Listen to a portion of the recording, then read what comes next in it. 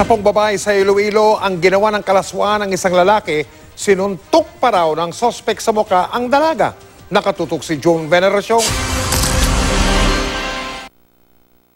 Duguan ng labi at tadtad ng sugat ang muka ng 21 taong gulang na student teacher sa Mina, Iloilo. Ang mukhang halos di na makilala. Puhunan pa naman ng dalaga sa paglahok sa mga beauty pageant. Ang ina ng biktima nanlulumo sa sinapit ng anak. Dito gani ang lumutong ko malungo sa iya kay paglantarang na inaipura nga yung putlan.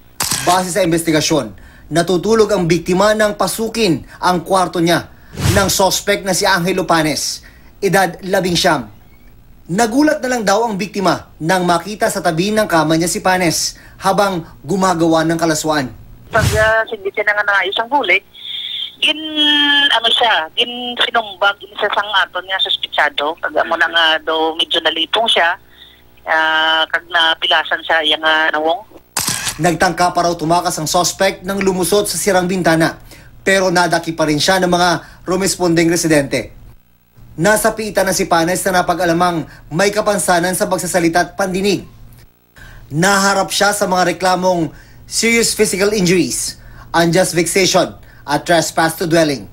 Ang pamilya naman ng biktima na desididong ituloy ang mga asunto, nananawagan ng tulong para sa dalagang nagpapagaling pa. June Veneracion, Nakatutok, 24 Oras.